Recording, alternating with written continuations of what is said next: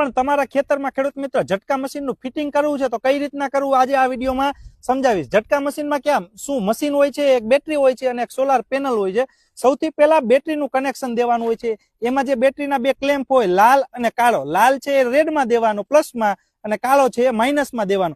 એનો કેબલ છે અહીંયા મશીનમાં બેટરી લખેલું છે એમાં દઈ દેવાનો હોય છે અને બીજો કેબલ છે આ સોલાર પેનલના જે વાયર આવેલો હોય છે એ અહીંયા સોલાર પેનલ જે લખેલું હોય છે એમાં આપી દેવાનું હોય છે। એટલે બેટરી અને સોલારનું કનેક્શન અહીંયા દઈ દેવામાં આવે છે।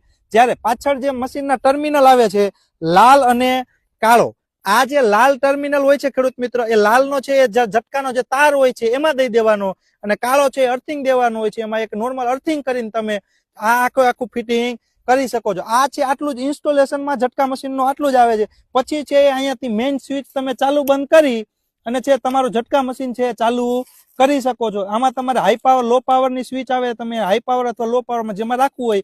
બીજી સ્વિચ હોય છે 24 કલાક અને 12 કલાકની।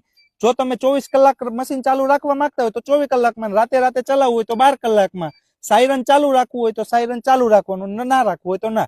આટલું જ ઝટકા મશીનના ઇન્સ્ટોલેશનમાં હોય છે।